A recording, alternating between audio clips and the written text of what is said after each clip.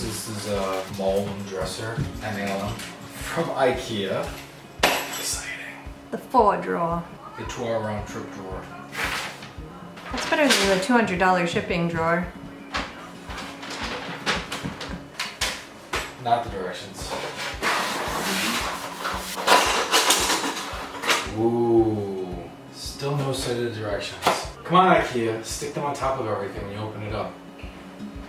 Oh, of course. Let's put it underneath the top board. They actually want you to have a drill and a 5/16 bit and a 1/8 inch bit.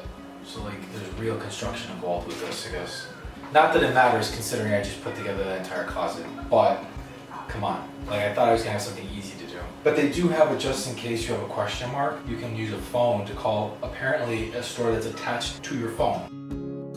Must be a new thing that they're on. I don't feel like counting how many I need. Do you usually do that? I have gotten to the end of a project and actually have had a piece missing. Who was it? This is the real tea. Well, she has a bookshelf, probably some Walmart or Target brand bookshelf. There or goes your not sponsorship. brand, but like where I bought them from. Well, Target up your game, Walmart up your game. I'm telling Walmart to up their game like they do there. People just keep buying that garbage on eBay. Me. Part number 118331. You need 10 of them. Make sure that doesn't go too far. That's step number 2. These have metal instead of plastic, so I guess 118331 is with plastic.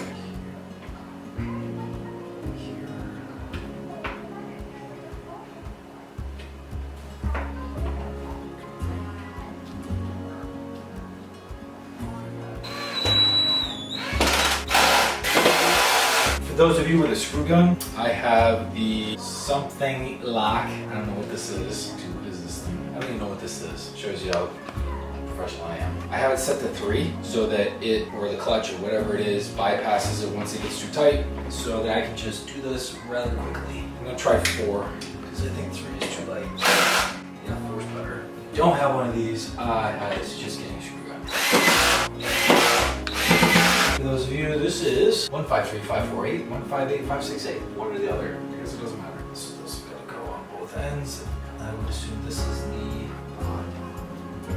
we'll find out. You know what? This is gonna be a surprise along with everybody else. Is this not a tutorial? No, it's not a tutorial. This is like this is life to reality.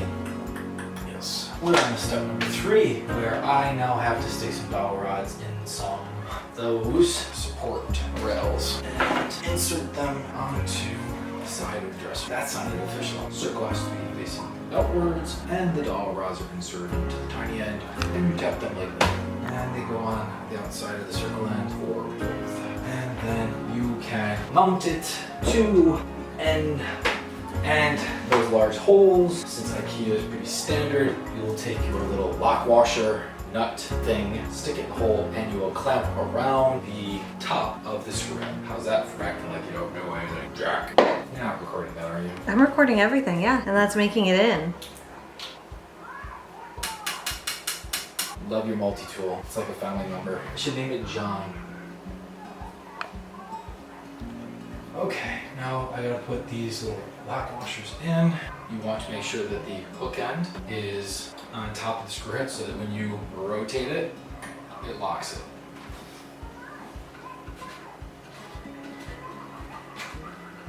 There we go.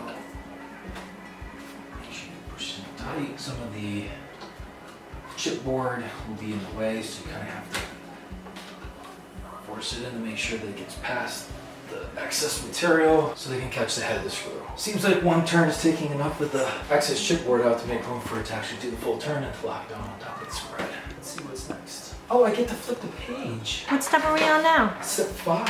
How many steps are there? I don't want to look. So this is officially the base. And I need the base. Mom, are you watching that reading my pink film? We're making a video putting your dresser together. Why, Mommy? So we can show other people how to build a pink room too. We're doing the world a service.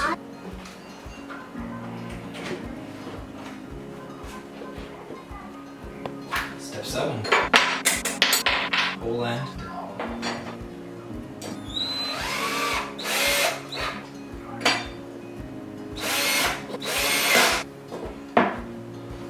Step 7 and 8. Step 9. I now have to mount what what looks like I guess it's like a back mounting bracket. My assumption is we're building all this to then fold this on top, but this has to be a strong enough structure to handle that resting on top while we affix all the pieces. I think we're gonna have to rinse and repeat. Yep, 10 is exactly what I assumed. I am going to put this on top and rest it gently into the mounting holes on the other side.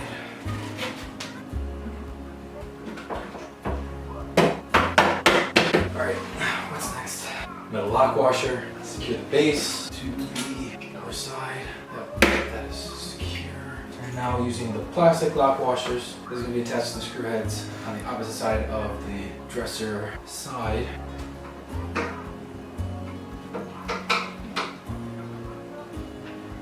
we go.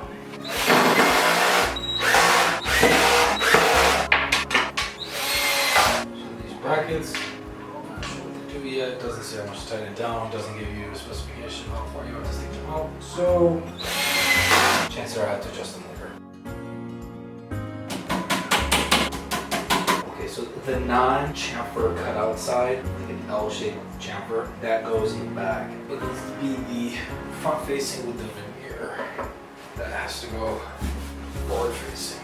So now I understand why these little brackets, don't tighten them all the way. They're going to be used to, I guess you could say, the perpendicular piece of the right angle bracket here is going to rest flush against this board back here. So don't tighten them all the way down like I just did. We're going to have to take them out quick and adjust. Make sure that bracket is sitting off the back. And then back to the plastic mounts for the screw heads. You also want to make sure to tighten these down all the way, because as you tighten them, it pulls the screw head down further to make sure that your two boards are flush and they're pulled closest together.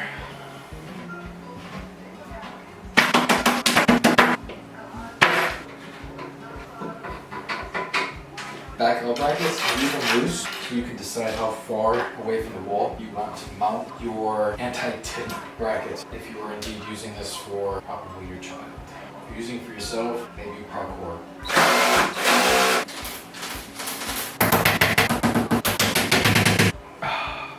More caffeine. 3, 2, 1. Hey Dolly! Yes. What are you making for dinner, sweetie? I'm making marshmallows. I would like extra marshmallows with my marshmallow. Oh, there's extra now. In garbage.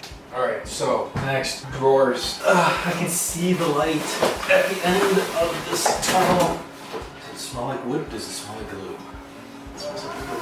I want to make sure that it's not off-gassing VOCs. I never even looked up what type of glue they use in this. I mean, we're going to great lengths to use low VOC paint. I mean, honestly, I'm remiss if I say I didn't research the qualities of glue that are in the drawers for this thing. I should have done my research. However, they do tell you that this paper is apparently recyclable. Zoom in on that number. If anybody knows what 22 means, because I don't feel like I'm going to waste time Googling it, what is PAP? PAP. Is it paper? It's 22 paper? You should know these things. But, never mind.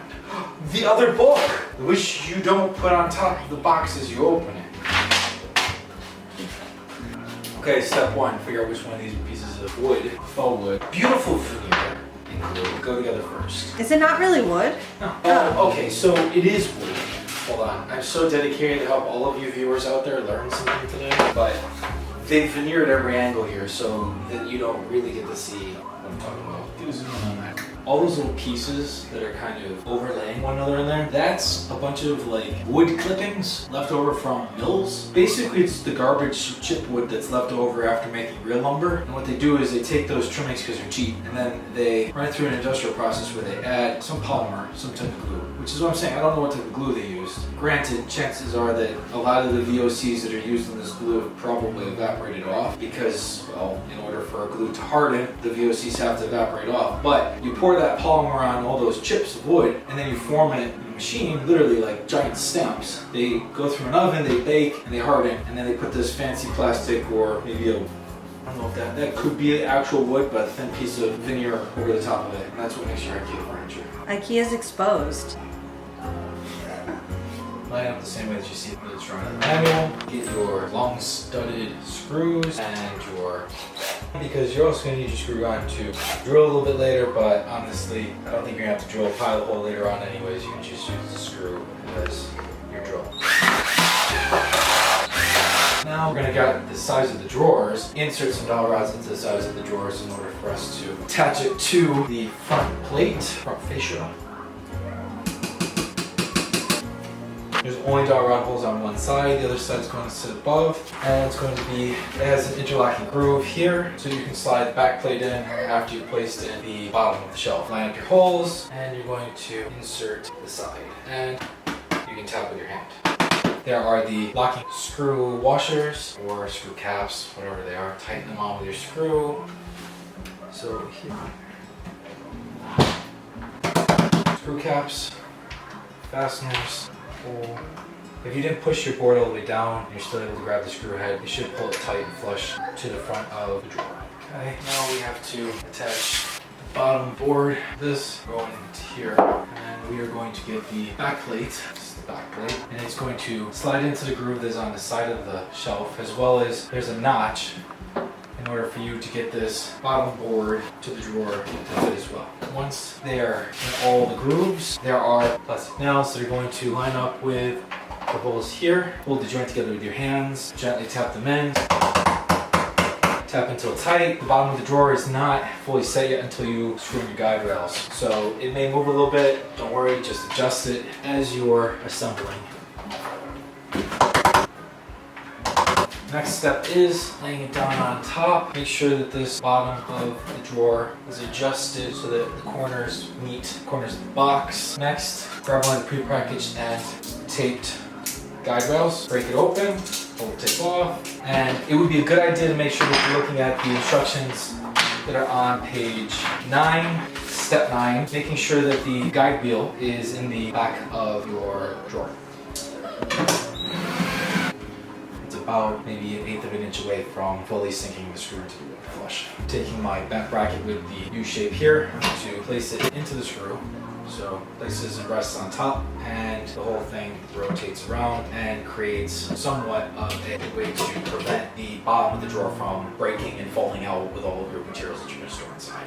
Line it up roughly perpendicular to eye. I'm going to then pilot a second screw that's applied, identical to the first one that I drove into the front, and I am going to actually turn up my screw gun so that I can drill my screw in rather than pilot. Secure. Once that's done, there are instructions in the book which show you that as you place this in, if you've never placed it in a drawer before, this urethane wheel typically gets tilted at an angle so you can insert it into the guide within the cabinet itself, then lowering until you reach perpendicular and continue to slide it in until it sits.